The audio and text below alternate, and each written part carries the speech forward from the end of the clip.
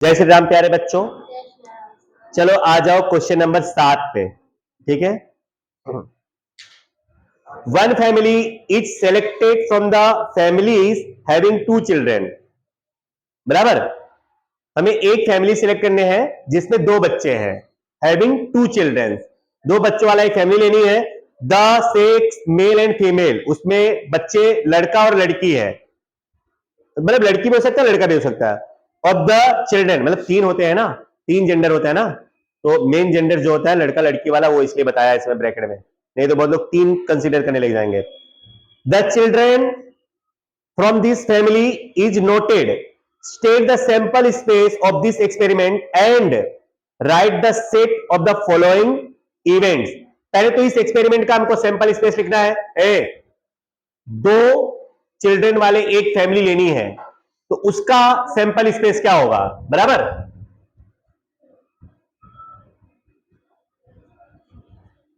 Taken a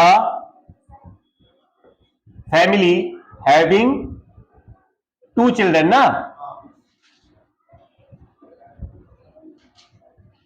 तो इसका sample space you क्या होगा। देखो दोनों लड़के हो सकते हैं या तो दोनों, या तो पहला लड़का और दूसरी लड़की, या तो पहली लड़की और दूसरा लड़का, या तो दोनों लड़की। ये तो हो गया मेन सैंपल स्पेस इस एक्सपेरिमेंट का। अगर 2 बच्चों वाला कोई फैमिली हम लोग लेते हैं तो वो दोनों बच्चे क्या क्या हो सकते हैं उस फैमिली के। दोनों बॉयज हो सकते हैं। बराबर। पहला वाला बॉयज या दूसरा वाला गर्ल्स। बराबर। फैमिली में है होता ना, पहले बड़ा वाला लड़का और छोटी वाली लड़की हो, या तो ऐसा भी हो सकता है कि बड़ी वाली लड़की और छोटा वाला लड़का हो, है कि नहीं। या तो फिर ऐसा हो सकता है कि दोनों क्या हो सकती हैं, लड़कियां। तो इस तरह से ये सैंपल स्पेस हुआ इस एक्सपेरिमेंट का। बराबर। अब ये जो सैंपल स्पेस है ना, उसके 2 इवेंट्स भी पूछा है इसमें। देखो ये क्वेश्चन जो है बहुत इंपॉर्टेंट है आपको, जब मैं 1.2 प्रोबेबिलिटी चालू करूंगा तब। अभी तो हम लोग क्या सीख रहे हैं, सैंपल स्पेस के क्वेश्चन, बट प्रोबेबिलिटी में भी ये क्वेश्चन आएगा।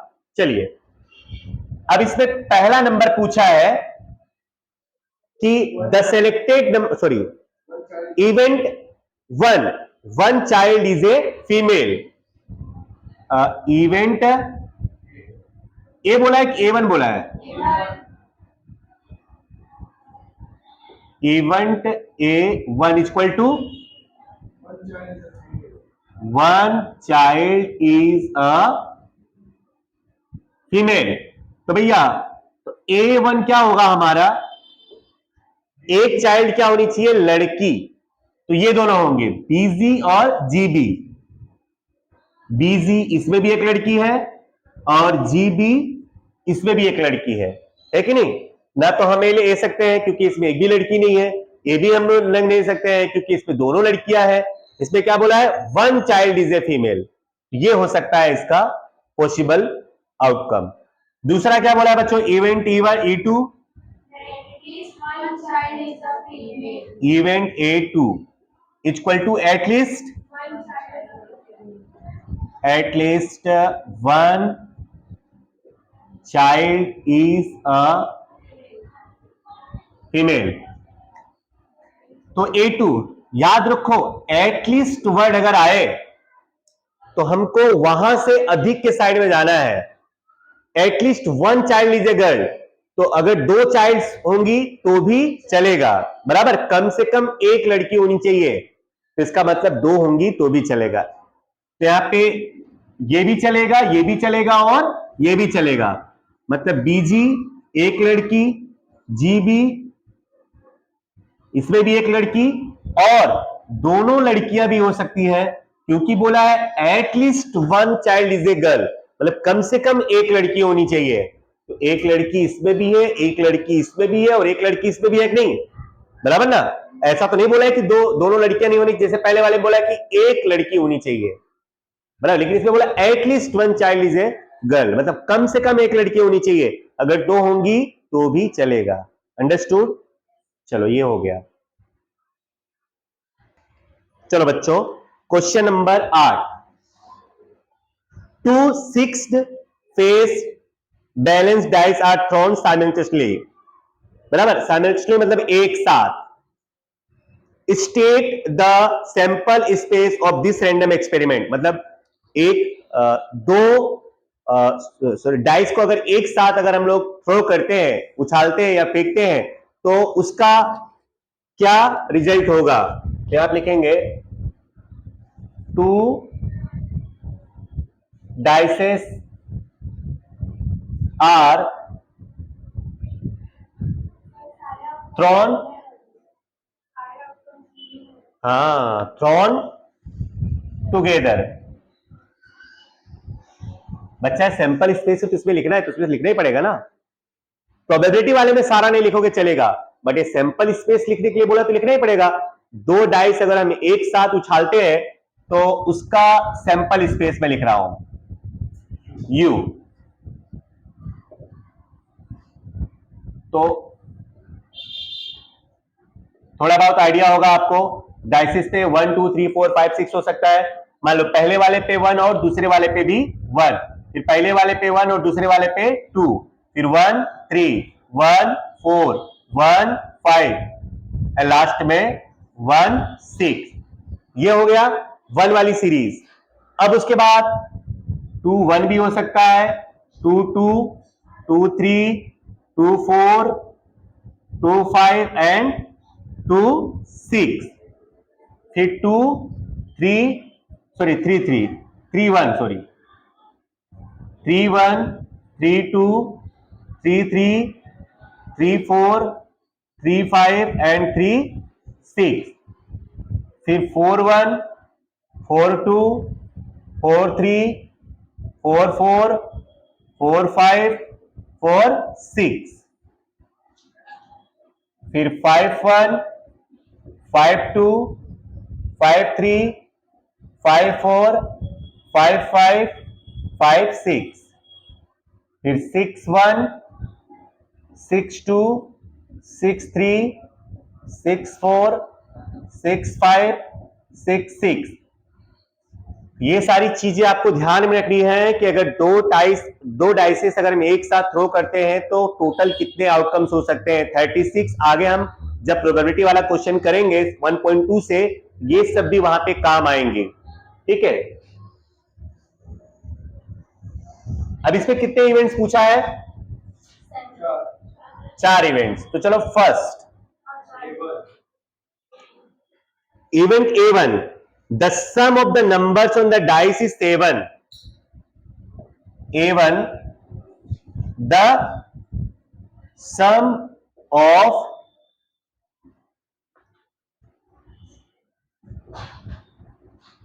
numbers on the dice is 7। बोलो A1 क्या होगा? दोनों का टोटल क्या होना चाहिए बच्चों? 7 होना चाहिए। देखो इस वाले में 1 6 हो जाएगा, इस वाले में देखो जैसा मैं बता रहा हूं आप वैसा लिखोगे ज्यादा अच्छा रहेगा। 1 6 पहले वाले में, दूसरे वाले में क्या आएगा? 2 5। ध्यान दो, तीसरे वाले में क्या आएगा? 3 4। चौथे वाले में क्या आएगा? 4 3। पांचवे वाले में 5 2 और इधर 6 1। बस चलिए फर्स्ट वाला हो गया। कोई डाउट? मतलब दोनों का टोटल क्या होना चाहिए? 7 होना चाहिए। Number 2, the sum of the number on the dice is less than 4। बराबर, 4 से कम। The sum of number on the dice is less than 4। तो A2 हो जाएगा 4 से कम। एक तो 1 1 आएगा, फिर 1 2 आएगा, है ना, 1 2, फिर उसके बाद 2 1 और बस इतने आएगा। 4 से कम तो यही होगा ना, एक तो एक एक हो गया, एक दो हो गया और दो एक हो गया, बाकी सब तो 4 या 4 से बड़े ही आएंगे। उसके 1 3 लो, 4 हो जाएगा, बराबर। कोई भी नंबर लो, तो हमको लेस देन 4 चाहिए। बोलो कोई डाउट है क्या इसमें? ठीक है, पहले इतना लिखो फटाफट, आगे फिर लिखवाता हूं मैं मिटा के। चलो बच्चों, थर्ड वाला है इसका A3, the sum of the number on the dice is divisible by 3। मतलब जो दोनों डाइस के टोटल होंगे ना, वो 3 से डिविजिबल होना चाहिए। दोनों डाइस का टोटल 3 से क्या होना चाहिए? डिविजिबल। चलो जैसे इस वाले लाइन में 1 और 3 क्या होगा? 3, तो 3 से डिविजिबल है कि नहीं है? तो 1 और 3 ले लेंगे, 1 एंड 2, सॉरी 1 एंड 2। फिर 1 and 4 is not divisible by 3, 4 आएगा। मतलब टोटल क्या होना चाहिए? 3 होना चाहिए, 6 होना चाहिए, 9 होना चाहिए और 12 होना चाहिए। मैक्सिमम 12 ही होगा। चलो हम 1 एंड 5 ले लेंगे। 1 एंड 5 चलेगा कि नहीं चलेगा? 1 और 5 क्या होगा? 6 divided by 3, 1 and 5। Next 2 and 1, 2 नहीं आएगा, 2 3 नहीं आएगा, 2 4 आएगा, 2 4, 2 5 नहीं आएगा, 2 6 भी नहीं आएगा, 3 1 नहीं, 3 2 भी नहीं आएगा, 3 3 आएगा ना, 3 एंड 3। फिर 3 एंड 5 नहीं आएगा, 3 एंड 6 आएगा, 3 एंड 6। 4 वाले में 4 2 आएगा, 4 2। फिर इसके बाद 4 3 नहीं आएगा, 4 5। फिर इसके बाद 4 6 नहीं आएगा, 5 1। फिर 5 2 5 5 4 आएगा, 5 4। फिर इसके बाद 5 5 नहीं, 5 6 भी नहीं, इधर 6 3 और 6 6। ठीक है, पॉज करना। चलो बच्चों, तो ये थर्ड हो गया। फोर्थ, फोर्थ क्या है? हाँ, A4, the sum of the number on the dice is more than 12। तो बच्चों A4 आपका हो जाएगा 5। 12 से बड़ा कोई है? Sum on the number of the dice, 12 से बड़ा कोई है ही नहीं, तो क्या हो जाएगा? 5। ठीक है, तो इस तरह से हमारा 8 नंबर का क्वेश्चन कंप्लीट हुआ। लिख लिया बच्चों।